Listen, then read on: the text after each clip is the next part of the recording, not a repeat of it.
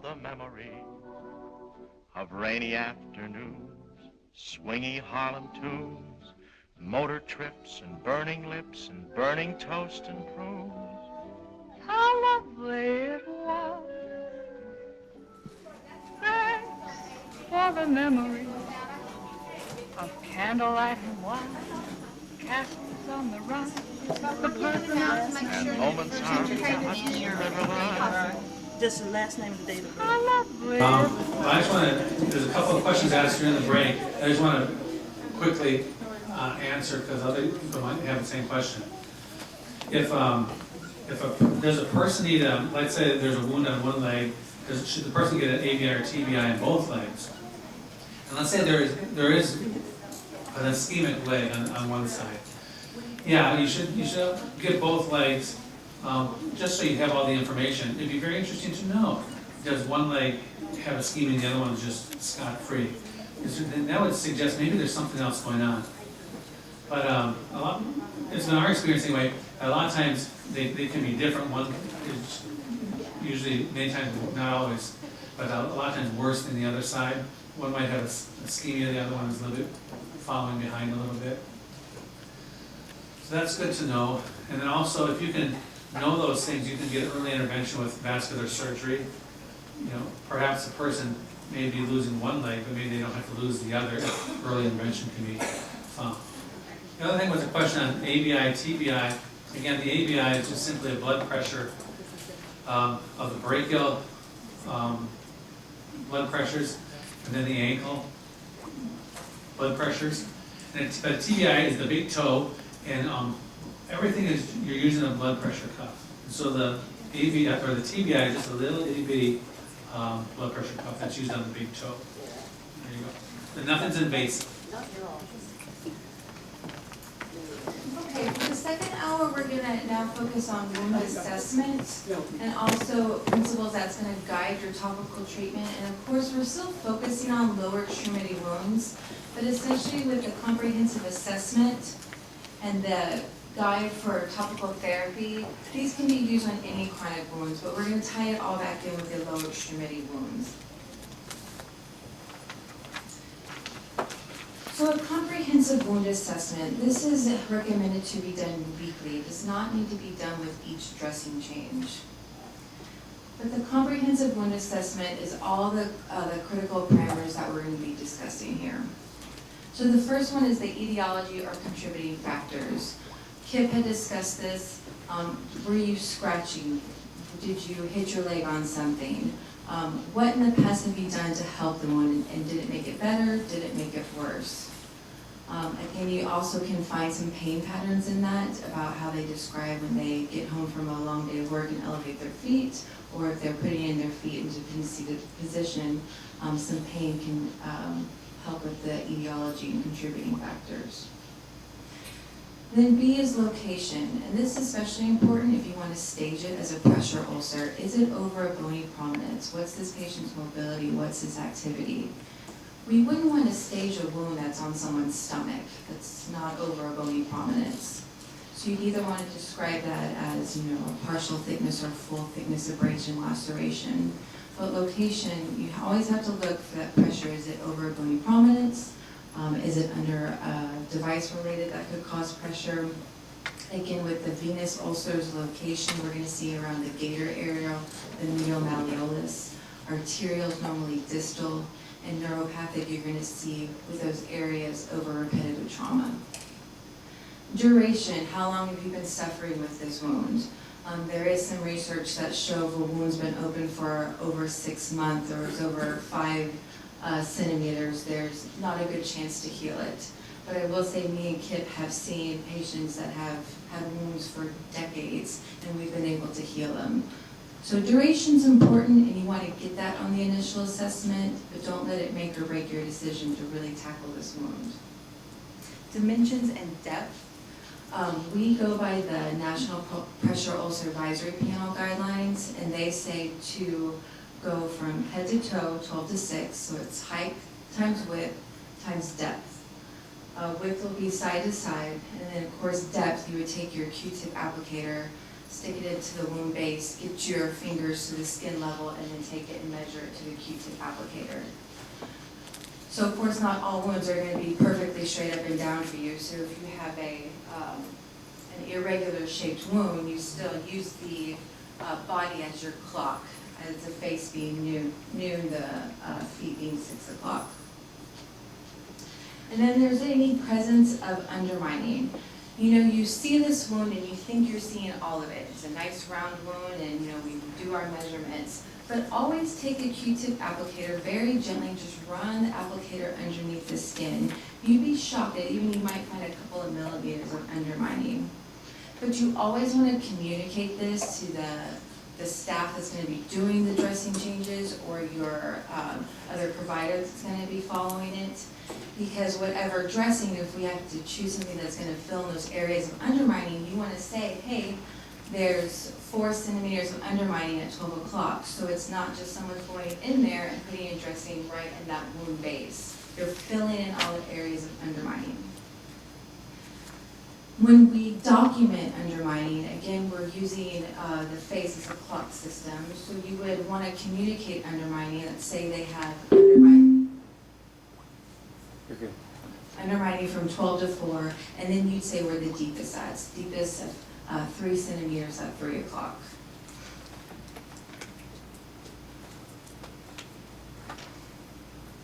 Status of wound base. We use percentages to say percent of beefy granulation, percentage of it's clean, non-granulating, percentage of slough, percentage of eschar. Now again, when you're doing your weekly measurement, especially if you had a very dirty wound or a wound that was 100% covered with slough, when we start cleaning up the wounds, it's not uncommon for your wound dimensions to actually become larger. But let's say week 1 I had 80% slough eschar, 20% granulation. Now it comes back, even though my dimensions are a little bit bigger, now I have 60% beefy granulation. So I would feel that my treatment was effective. Wound edges. Wound edges are so important with the chronic wounds. Closed wound edges or pibbly is a really common finding we see in chronic wounds. And what happens is the wound edges roll over each other or close. And the epithelial cells can't migrate across. So you can do all the fancy wound healing, put magical diamonds in the wound, and it's never going to heal. Because the body actually thinks it's done doing its job because it senses that skin. So it's not going to send any helpers anymore. So you have got to open up your wound edges, and we do that with a scalpel curette, or you can also use silver nitrate. That usually takes some longer treatment. But time and time again, I can't tell you that's such a common finding in chronic wounds is these closed wound edges, and it just is going to delay your wound from healing. The exudate, the volume, the consistency, is there odor? One time, you know, your dressing saturated, and then you made a combination, and now, you know, the dressing is tolerating it. So exudate is very important. You'll find that venous wounds like to be on the wet side. So we want to choose a dressing that's going to be wicking away the fluid from the base. Or is the wound bed dry and we need to add moisture? We need to add a little wound gel, or use something, because we always go by the theory of moist wound healing. We don't do wet to dry. We always want a moist wound base. Peri-wound area, and I know Kippen mentioned this, the peri-wound area is another one that's going to make or break your treatment plan. I have a patient, you healed his venous ulcer, but a month later he comes and it's reopened. And he's been scratching and his skin is red, and it's because we didn't control that stasis dermatitis. So what's going on in your peri-wound area? We've got to keep that peri-wound healthy. So if it's macerated, what are we going to do to help dry it up? Another thing with your peri-wound area, you always want to, per Emory University, over 2 centimeters circumferentially of erythema is indicative of cellulitis. Now, If we're dealing with an ischemic limb, you're not going to get those, hey, I'm infected signs. So you have to really focus on, is there a light pink halo? Has the pain changed? What's the wound doing? Is it regressing? But otherwise, that's what we use to diagnose cellulitis. Any signs of systemic infection, someone who has been controlling their diabetes, all of a sudden they're having hyperglycemia and they haven't changed diet or anything. Of course, changes in pain. Pain, we always tell your patient, pain is your friend. Listen to it, report it, let it know what's going on. Lab work, if they have a white count, of course, malaise, fever, any of that. I know we've talked a lot about pain, but again, it's just very important because typically, you know, Kip was talking about the atypical wound with our patient with pyoderma. If your wound is progressing, in general, your pain should be getting better. So it's always a little red alert if they're at a 10 out of 10, but yet that wound's cleaning up or it's contracting. What else could there be going on that we're not seeing? And then stage of the pressure ulcer. I know this is not a pressure ulcer lecture, but again, it's very important, especially pressure ulcers are a hot topic. So if it's not over a bony prominence, we should not be staging it. Again, use terms as partial, full thickness, abrasion, laceration, ulcer.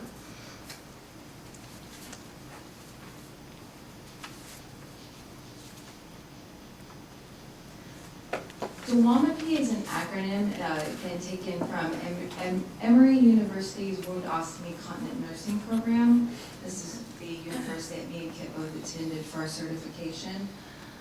This is a good way to guide your topical therapy, and these are some key principles in chronic wound care, what our goals are. Now again, we're going to take it back after this to lower extremity diseases. But this can be used with any chronic wound.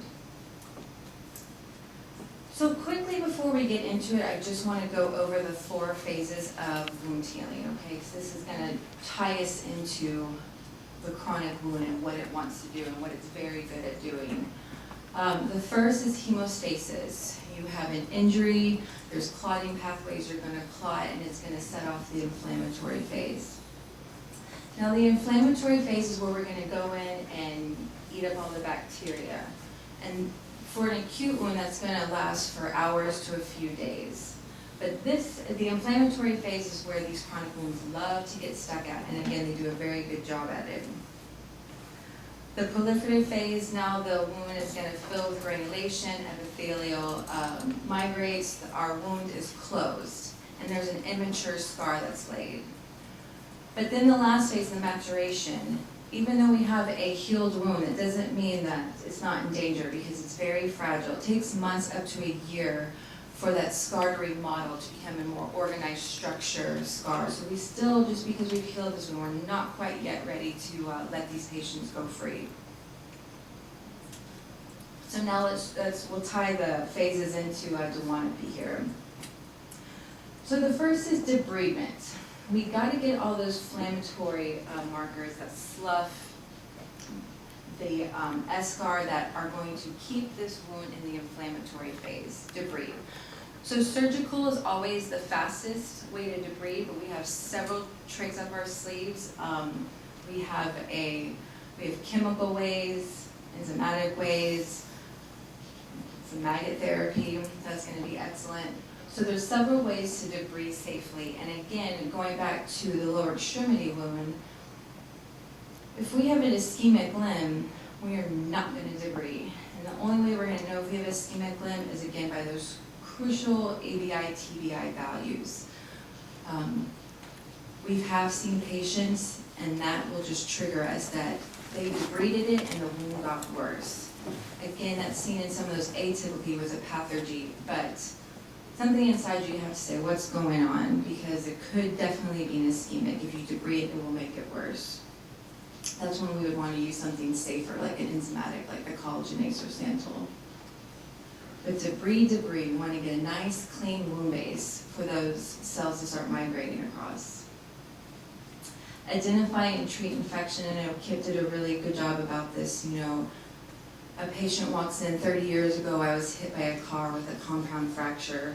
Now I have this wound that won't heal. Of course, sometimes they say they've been pouring betadine on it for 30 years, which is a cytotoxic agent, so that's not going to help anything. That could be why it hasn't healed. But anytime you hear that there's been some kind of bone exposure, you have got to make sure that it stays in the back of your mind. You can start good wound healing, see what happens. Maybe it doesn't have osteo, but always keep in the back of the mind that we may have to be working this up in the future. Weak dead space. And I kind of covered this a little when we were talking about when a wound has some undermining or tunneling. Because you don't just want to throw a piece of gauze in there right in the middle of the wound when there's areas underneath the skin that are going to be draining. So you always want to make sure that we're using the proper dressing and lightly filling in the wound. I'm not saying tightly pack. We often don't even use the terminology pack because if you pack a wound too tightly, that's going to become a pressure area for you. It becomes a foreign object. And we have actually seen pressure ulcers within the wound base. It's also almost like a microscopic deep tissue injury where your wound base was nice and red, you come back next week, now it has this purplish maroon bruise look to it. And you see what looks like a golf ball of gauze stuck inside that wound where the patient was laying on it. And there you go, you just added pressure and that's not gonna help anything, especially your wound. Absorb excess exudate. And again, we're going back to that inflammatory phase where chronic wounds do such a good job of sticking in that phase. Chronic wounds have hundreds times the inflammatory mediators in the exudate. So again, it just does a really good job with keeping that wound in the inflammatory phase. So you want to pick a topical dressing that can manage all that exudate but while maintaining a moist wound surface, which is them. Again, there's a really good article that was published a couple of decades ago, but it's really strong evidence. It's called Hanging Wet to Dry, Out to Dry. And we really need to get away from that because, you know, our motto is a dry cell is a dead cell. If you have a moist gauze and it's dried out and you're ripping it out, not only is it traumatic to your healthy granulation that you just spent so much time trying to get, but all those surface level of cells have died. So we always want to go with the theory of moist wound theory. It's a fine dance and there's a lot of dressings out there, but once you start getting that theory and learning more about the dressing, it's you know, the proper way to heal a wound. Open and closed wound edges, we discussed this, which is the epibole. Again, if those edges are closed, the epithelial cells cannot migrate across, they won't migrate across, and you'll just kind of be running around in circles. Protect the wound, protect it from trauma, protect it from bacteria, and then also insulate. The dressing selections that me and Kip often we will choose, especially for our, let's say, venous insufficiency guys, because we usually want to compress them. So we need to pick a dressing that could stay on there for several days. We're usually only changing the dressings about twice a week, and it's going to be under a compression wrap. We have some silver alginates that are very effective with this because they have that silver, and silver is effective on killing multiple bacteria, MRSA, staph, yeast, strep. And then we'll put maybe a cover dressing on that'll insulate the wound and protect it. So those two combined, you can get a really nice setup for something called autolytic debridement, which we like to do, especially with our venous ulcers, since it's going to be under that compression therapy. But wounds like to be left alone. Every time you expose a wound, you cool it down. And it's several hours of delayed wound healing before they kind of come out of their shock and start healing again. So if you're doing dressing changes 2 to 3 times a day, you lose several hours of good wound healing. So if you can find that dressing selection that can allow you to not worry about infection, again, the silver is always a nice option. There are definitely other agents out there that we use. But if you can find something that you're protecting it from infection, you're insulating it, you're being able to control the the drainage. Generally, we do not like to change dressings often at all. They like to be, just leave them alone and let them do their thing.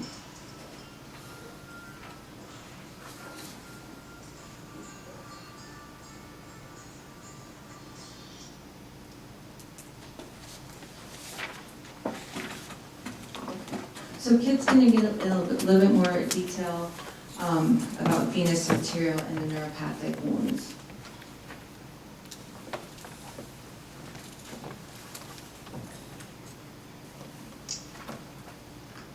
Okay, so we're going to get down to, we've gone through assessment, we've gone through some local wound care. Now we're going to get down to identifying that wound that has come in, that lower extremity wound, and what to do about it. I want us all to keep in mind too that many times these come in combinations.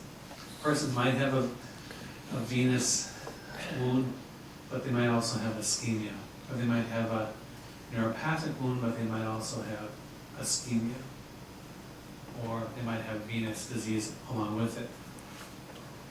So that's just, so we're keeping it a little bit simple. We'll keep bringing that idea back.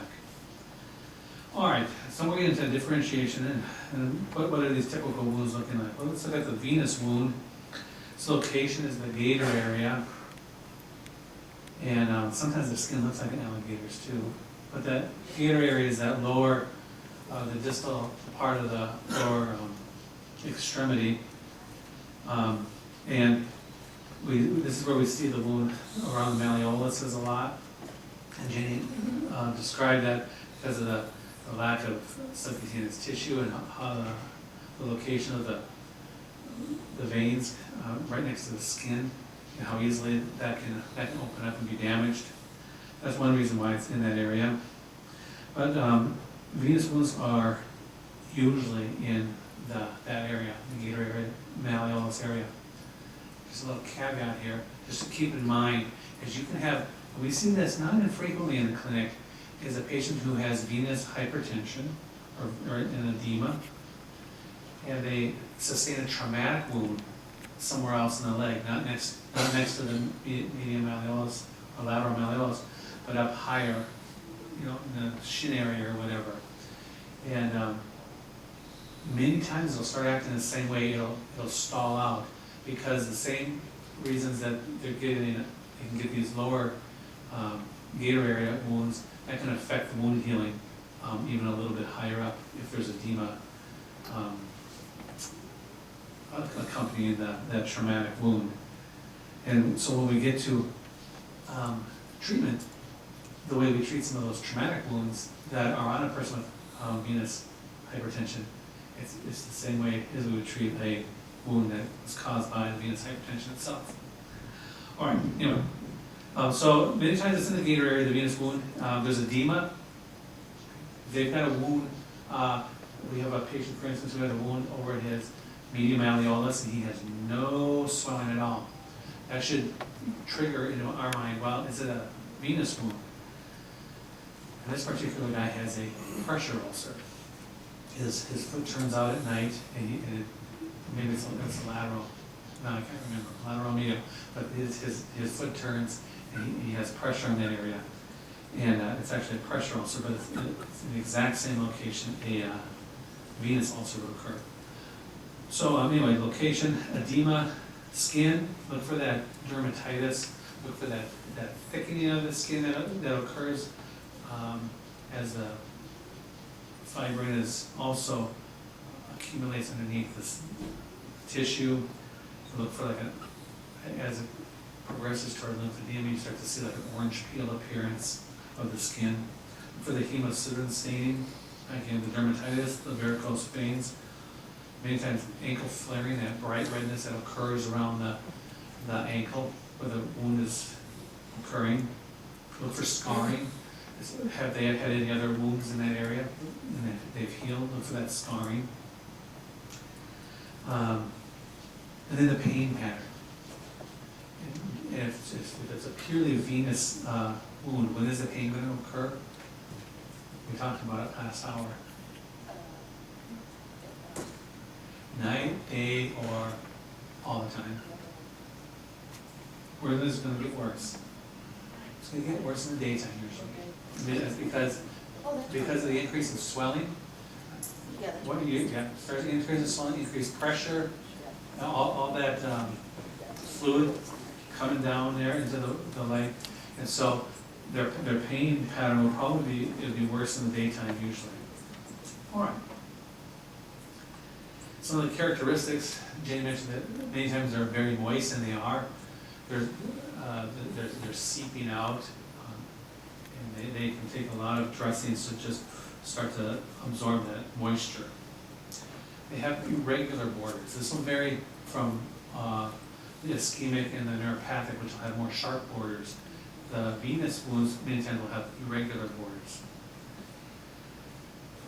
There may or may not be pain. And it's usually superficial, at least it starts out that way. It's usually superficial. And they start to get, a lot of times they'll start to get wider before they'll go down. They'll get wider and start covering larger areas. And so undermining and tunneling are uncommon with the venous wound. You have undermining and tunneling, and I think that's kind of uncommon with the venous wound. Is that what I'm looking at here? Or is it something else?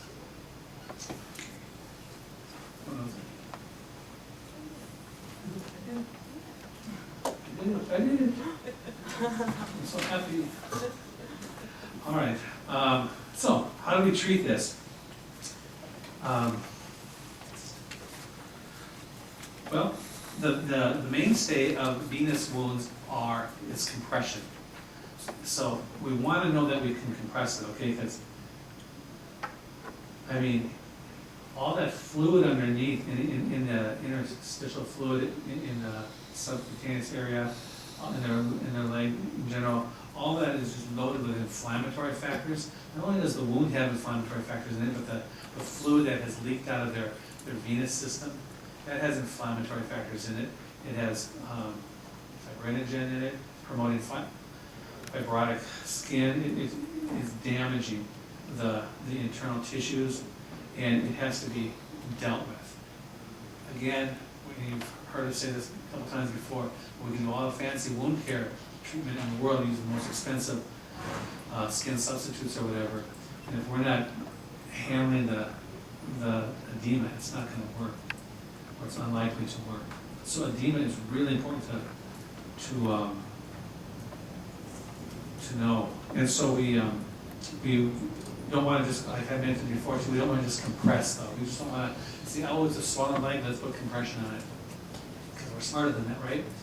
So we want to get the ABIs or TBIs first, make sure it's safe to do a compression.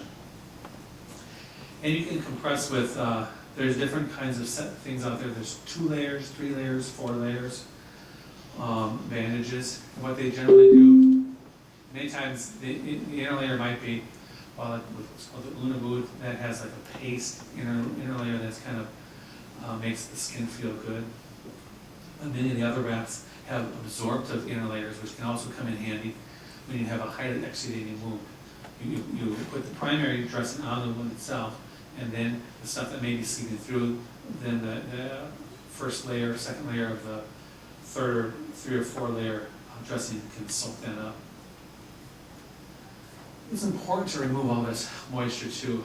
I know Jenny just said it, but it's loaded with inflammatory factors, and one of the ways to start working on healing these wounds is to get that inflammation under control and absorbing and getting those, wicking those inflammatory factors away is a big part of it.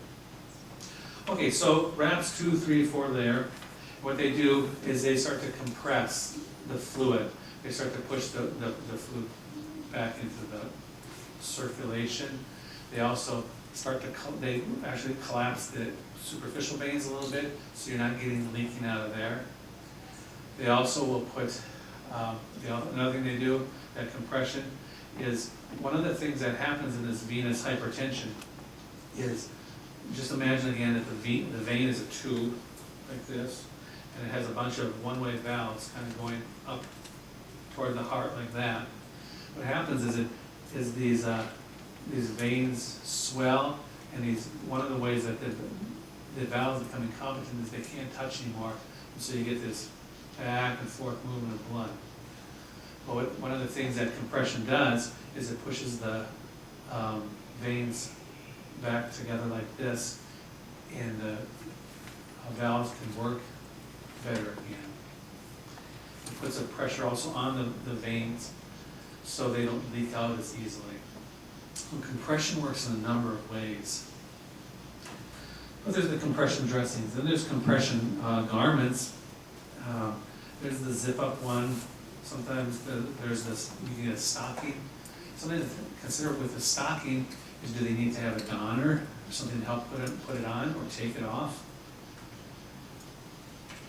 When I first got into the wound care business, I mean, I knew that this long-term compression was necessary, so I kept ordering stockings for everybody, and nobody would come with them on. And you know, it's sort of, you know, if they were used to wearing them, okay, if they were used to wearing them, they would have them on, okay? The thing is, they never wear them. They can't, a lot of times people can't put them on. So you gotta figure out something else. This is just a little breather. I'll just take a little breather for a second. I had a guy, the last clinic I worked at in Temple, he called in, he had to miss his appointment. I said, why? My back, I hurt my back. I said, what happened? I was trying to put on my socks. That's a true story. Okay, do no harm, right? So, anyway, there's other ways to put on, or to order to get these stockings. And they're a little bit more expensive than regular pull-on stockings, but you know what? They're gonna use them. And so I order way more of those now than I used to. I don't order stockings usually very often, because they don't use them. I want them to use whatever I order. So, you can get stockings with zippers. They're special order, they're expensive. But if a patient is gonna use them, or maybe he has a spouse or a family member or a friend that can help him don it, then that's what I want to order. Another thing that helps, there's these things.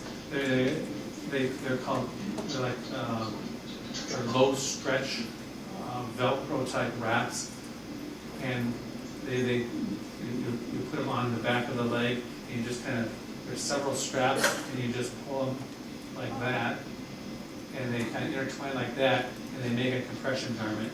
Those are very easy to put on.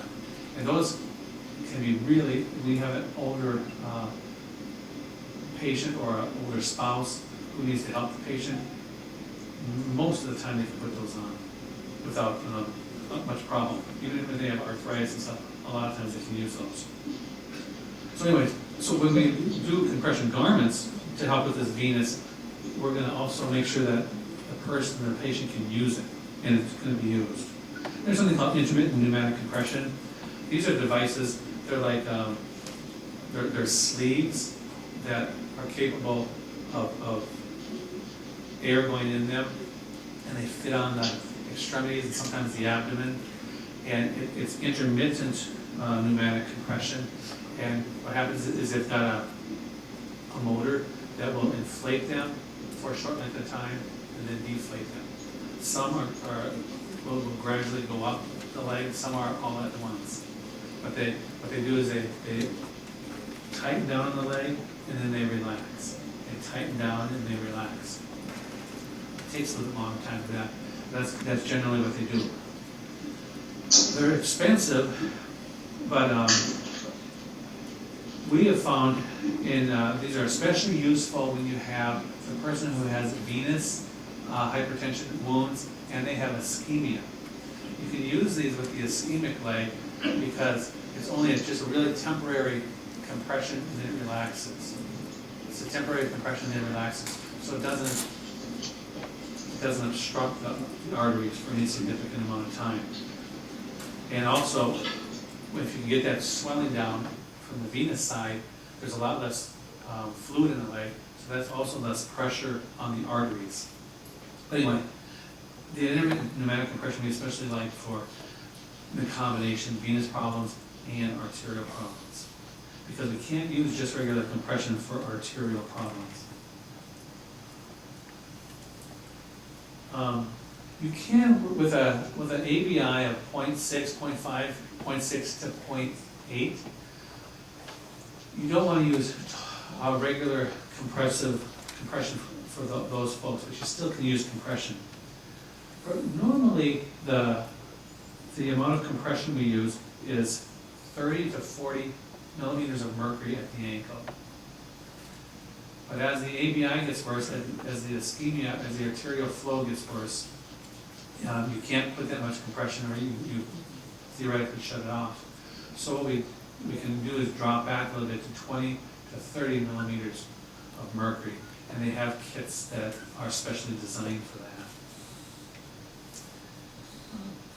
Contraindications, well, a couple things in particular to think about when you're thinking about putting compression on a venous leg is, of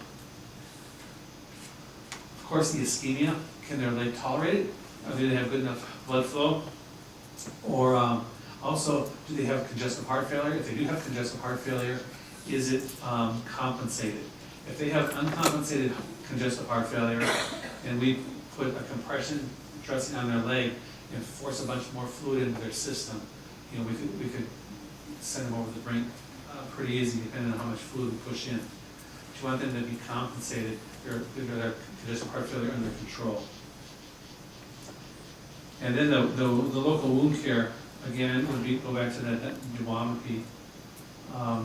It's that you want it to breathe. If there's infection, you want to identify that, wake any dead space, absorb excess exudate. And a lot of times these are really exudating, especially when you first get to these wounds. There's lots and lots of moisture. But as you start to use compression, and as they start to move a little bit out of that inflammatory phase, then the exudate goes down. We want to maintain a moist wound bed, open and close wound edges, and we protect the wound and insulate it. As we start to get control of that exudate, as it starts to move out of the inflammatory phase, sometimes for a week or two in a row, we might be jumping back from absorption to adding moisture to absorption, because all of a sudden all that exudate is decreasing. And we want to maintain a moist wound bed, but we don't want it wet with exudate. So that is the venous wound. You want to treat the wound. You want to make sure you're treating the wound primarily and using the duometry logic, and then the venous or the compression and edema control is very important. And then also we want to control the dermatitis, if there's dermatitis present, which there many times is.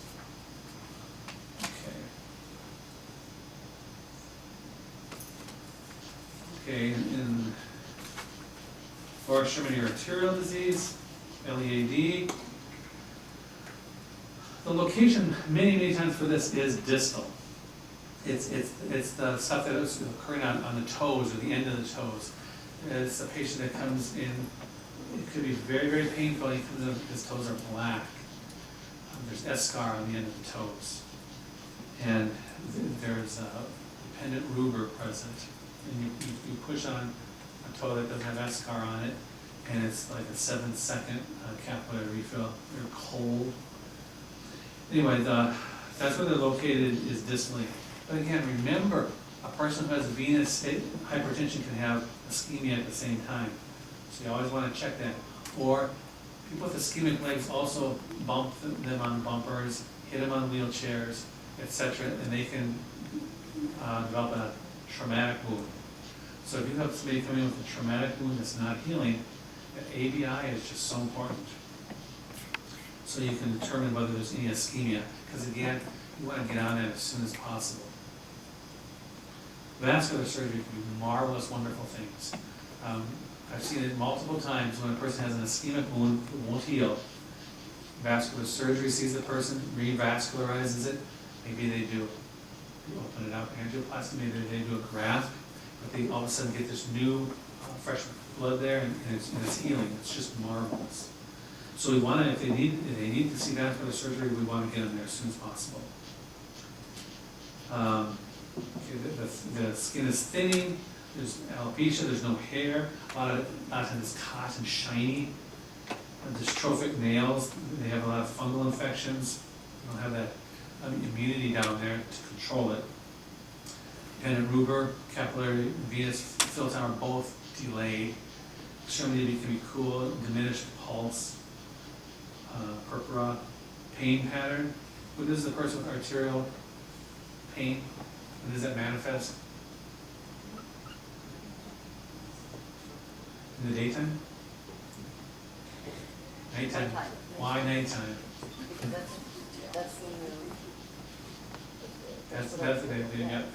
They're elevating their leg. They no longer have gravity helping them out. They're elevating their leg, and that's all it takes. And now they're not getting the oxygen they need, and their body is saying, you know, give me some oxygen, give me some oxygen. It's just killing us down here. And so it sends up pain. And the person puts their leg down and they're relieved. So the pain pattern, usually nightly pain, although it can hurt all day long. Arterial wound characteristics, they're pale, which makes sense because they don't have the blood supply there. Many times they're dry, again, low exudating wounds.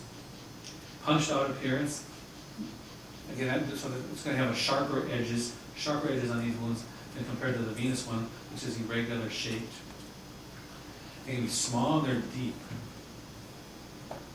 And necrosis is common. Again, give you that picture of the toes with the eschar on.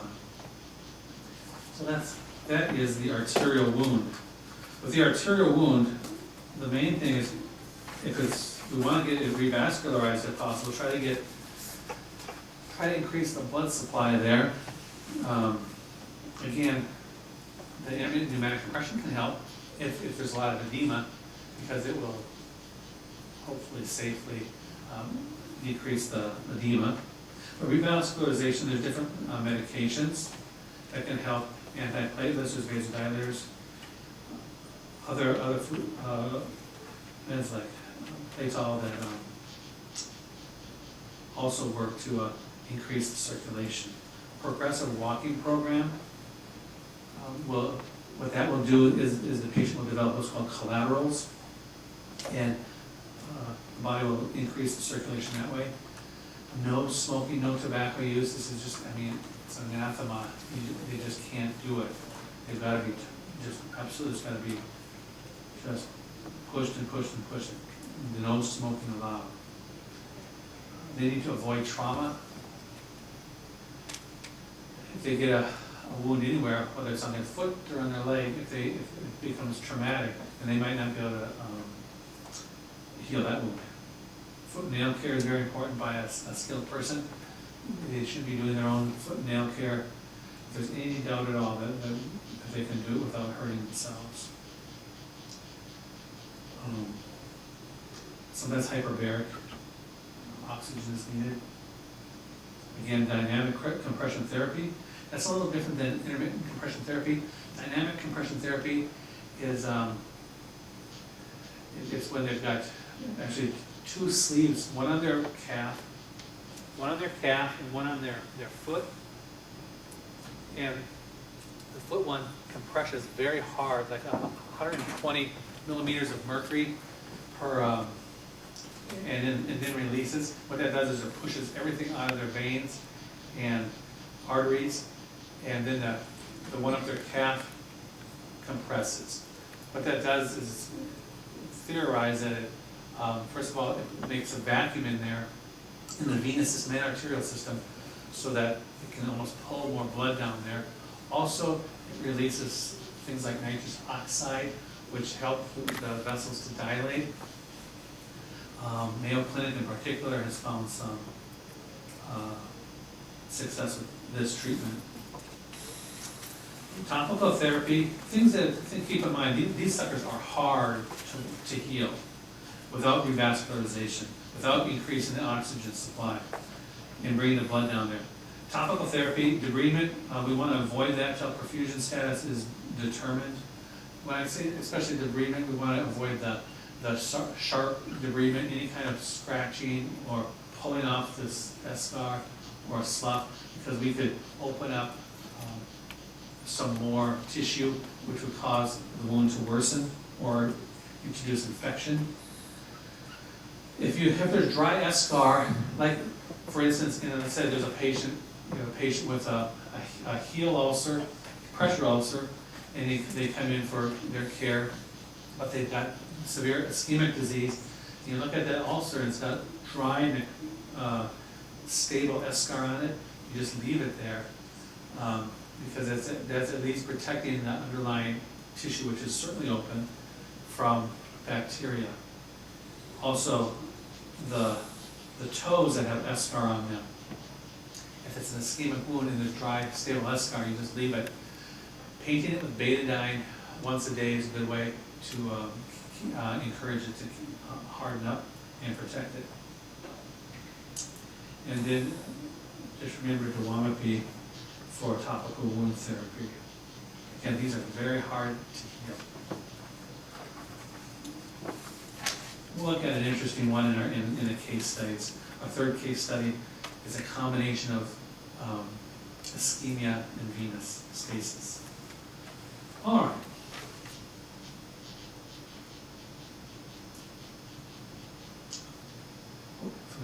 So there we have it. Revascularization, medications, progressive walking program, tobacco, etc. You just got to be real careful with these folks. Neuropathic, lower extremity neuropathic. These are the diabetic foot ulcer. Many times this is with podiatry will be seen, but perhaps you can't get into podiatry right away, or for some other reason you're needing to treat it. This is what we're going over, the neuropathic wound for. Diabetic foot ulcer. It can be related to sensory or motor neuropathy, autonomic neuropathy. The sensory, of course, is what we see here in the picture. This fellow had a heel wound and he couldn't feel it. And so he'd been walking on it for weeks, and there's just nothing there bothering him, so he just kept walking on it. You can see it's over a bony prominence, like a neuropathic ulcer is. It's over the calcaneus of the right foot. And interesting with the neuropathic ulcer too, you can have undermining or tunneling. There's callus all surrounding that, and that's actually being undermined by the wound. And that callus will be removed when the treatment is beginning. Motor neuropathies cause things like hammer toe. It's associated with the Charcot foot. It's when start to get motor imbalances, things contracting and extending when they shouldn't be. You think of the claw hammer toe that contracts like this, and so when they're wearing a shoe, all of a sudden all these bony prominences are exposed to the shoe. If they have a sensory neuropathy on top of that, they can wear right through their joints here. We've seen wounds on the pads of the toes with the claw hammer deformity. So that's the motor neuropathy, and then the autonomic neuropathy. An example of that would be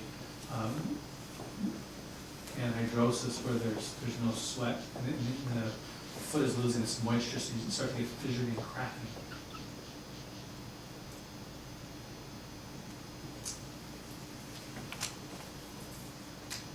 Some characteristics, again, it's over a bony prominence and pressure, just like that you see with that heel is a classic one.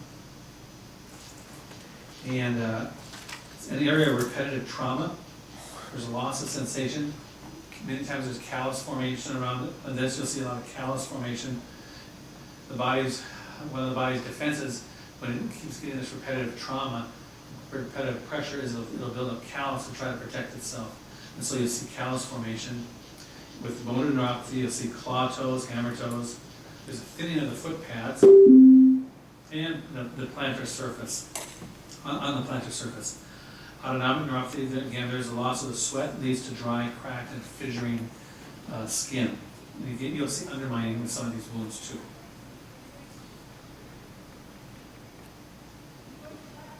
So, the main thing that has caused these wounds is pressure. So the first thing you have to do to treat these wounds is, what do you think? Remove the pressure, okay? You offload it. That means there's no pressure at all. If the pressure's not being redistributed, you're taking it off 100%, there's no pressure. It needs to, for this to heal, you want to remove all the pressure. Again, you can, I'll say it again, you can do all the great wound care you want in the world, but if you do not take the pressure off, it will never heal, and just get worse. That it has to be done. Evaluate perfusion. What's another? What test do you use for that? So anybody say ABI or TBI? Good. That's it. Imaging. Again, if they're walking on a bony prominence, they can't feel it. But if they got a rock in there, or sand in there, or tack in the bottom of their foot.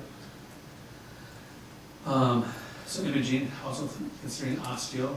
If you can, again, mention this last hour, but if you can probe bone in a person who has diabetes in their foot, it's osteomyelitis until proven otherwise. Control glucose levels. You want the body to be have those macrophages in place in regular glucose levels, not feeding the other bugs that are down there. Footwear. Look at the patient's footwear. So as this is being treated, again, there's no pressure being put on there that shouldn't be. Also, you want to prevent future problems, future arthroses. And foot care also should be being done. Refer to a proper specialty. Here at the VA, we refer all our patients, diabetic patients with wounds to the podiatrists. And then again, remember duometry. It's that you want to treat the wound properly. Okay. All right, we're going to look at some cases now.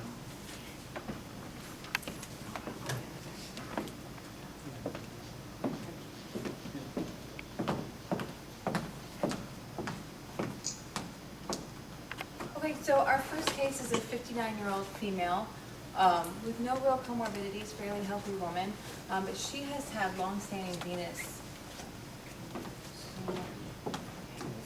Is this good? Okay. So she's had long-standing venous insufficiency for decades. She's had a few ablations done in the past. She's received hyperbaric oxygen treatment, and that's what she said closed her wounds several years ago. So she came to us. We were following her for a little while now. She had a full thickness wound here on her medial malleolus, again, the typical area you're going to find your venous ulceration.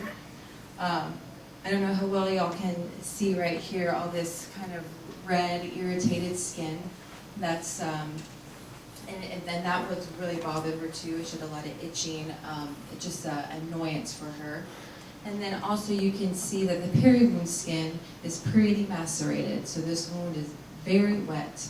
So we had to, of course, first and foremost, get ABIs on her to make sure, because she did, there you can't really see it, but she did have some swelling. I think this is after we have already been compressing her for a little bit, so her swelling's now controlled.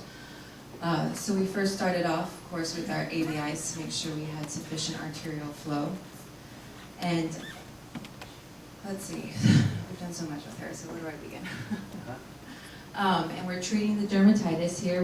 We use a class 2 or 3 steroid. We like ointments because they protect the skin better, so we're using some triamcinolone ointment to her peri-wound and actually her whole leg and foot. And then we're choosing a dressing that's not only going to help us with some debridement to get all this yellow stuff out of the wound, but also something that can manage all her exudate.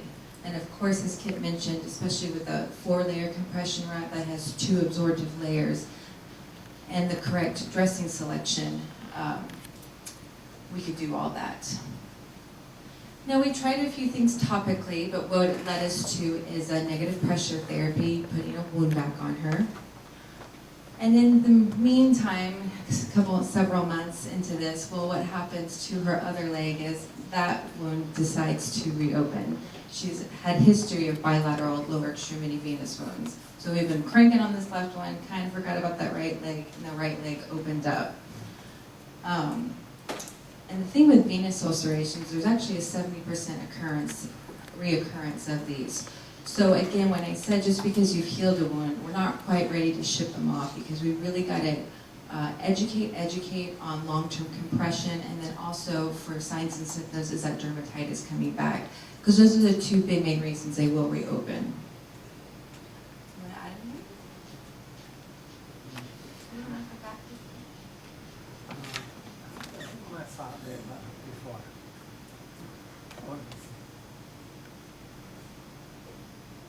What's really neat with this case study is since we were dealing with bilateral leg venous wounds and we wanted to apply a wound vac on both of them, if anyone's familiar with a wound vac, they have those hard plastic track pads. Again, me and Kip were always thinking about pressure, so we didn't want to put pressure under the compression dressing, so we used a bridge dressing to get the vac bridge where it's not under the compression, so we could vac both of them. We're still working on it, but we're getting there. So this patient is one of our hospice patients. He's on hospice for a CHF, and this is the patient that Kip was talking about that was a mix of venous and had an ischemic component to it. So you can see, first of all, we can't get him to put his legs on the footstool because that increases his pain. He always needs his legs in a dependent position. But this uncontrolled dermatitis and the wounds have caused this maceration skin loss to his whole leg. His legs were so painful. And you know, his goal was, I just want to be able to walk to the bathroom without a lot of pain. How can I do this? I mean, I wanted to have a good night's sleep. Again, you know, our goals, especially with the hospice patient, how are we going to get him comfortable? So let's see, what do we do? Right, so again, we have a lot of slough in here, so we had to find a way. This is an ischemic limb, so we're not going to go then with a scalpel or a curette and start scraping at them, because that's only going to make things worse. So I think we first started off with maybe some little enzymatic debridement and just fine woven gauze, ABD pads, whatever you have that's going to manage a copious amounts of exudate, because he had them. This patient, we actually had to do daily dressing changes because nothing we have here is going to allow us to do that 2 to 3 times a week. But that's okay, because that's what we needed for him. Can I say something? We also were working with the cardiologist because he was fluid overloaded and it was making everything worse. So, but he has some kidney disease too. So it's quite a balance. Yeah. Yeah. Uncompensated CHF is never your friend, because not only do they have edema, they have weeping, they have blistering, and if they have some kind of lower extremity disease, it's just a vicious cycle that you get in with these patients. So we're always asking for weight. It's not, we tell them it's not the cookies you're eating, it's fluid if you have 5-pound weight gain in a week.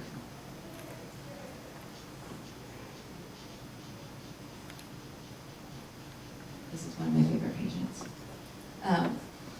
This patient, he's a truck driver, and I think in the 1970s-ish, 80s? 83. He got hit by a car. He had several surgery. He had a pretty big flap done. You can see that here.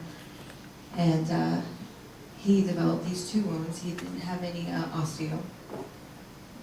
So you can see this is where those closed wound edges are going to get you. So you can see out here where we've already opened them up, and so you can see some epithelial growth just ramping in. But right over here and over here, there's actually a little bit of undermining. These wound edges are still closed. So every time he came, and we're talking about, he probably had an inch thick of closed wound edges, almost like a calloused edges, so that it took several treatments to open them. But this man was fairly healthy, you know, a little bit of hypertension. There it is, the DVT.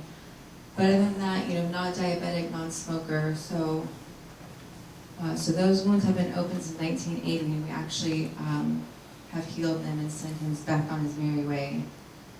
But the compression was such. Yeah, it was the compression that, as soon as he started having compression on there, this is an example. He doesn't have, these are not venous wounds, but he has venous disease, and these were traumatic, and so we treated it like venous stasis. We took care of the edema, and even though it's been many years, he's had these almost immediately. Within a couple of weeks, they started to close.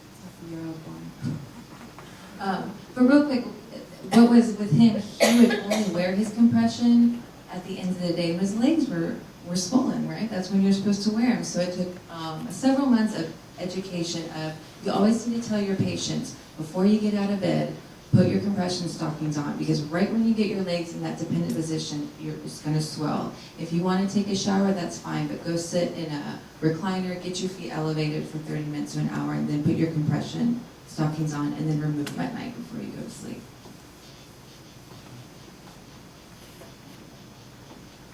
Okay, well, thank y'all so much for having us. Does anyone have any questions for this segment? Anyone? Okay, very good. Oh, hold on, one question. Hey, I just want to clarify that when you say compression stockings, you're speaking about pads? No, compression stockings, they would, ideally, for most of these venous hypertensions, would ideally, if they got good enough ABIs, would be 30 to 40. And then if you want to go back a little bit, it'd be 20 to 30. And TEDs, I think, are 8 to 15 or something. They're too small of a compression. So your pads are so difficult to put on. And I assume these compression stockings are impossible. It just depends on where you get them. Yeah, there's different donning devices that they have made that can help. And there's, just putting them on, there's certain ways to put them on too. But that's right. I mean, they're hard to put on. So, If they have any kind of, yeah, they're very hard to put on. the problem is that some of our veterans have mobility issues of how they can bend their leg. Right. And I know my husband put it on one leg, but the other leg he can't bend properly. So I have had to help him with that. I have a question too. When you were talking about dynamic compression therapy for the for the arterial ischemic limb, is that intermittent? Yeah. Okay. Yes. That's I wanted to ask that question. Thank you. Yeah, it's a very rapid squeezing of the limb. Thank you. That's a good question. Any other really good questions? Only really good questions. This is great. Okay, well, thank you very much. Look at that. 2 straight hours. Thank you. Thank you. Yeah. Okay, we're going to take a break, 15 minutes, and we'll resume our last segment with Diane Rudolph at 3:15. So we'll see you in about 15 minutes or so. Thank you. Thanks for the memory of candlelight and wine, castles on the Rhine, the Parthenon, and moments on the Hudson River line.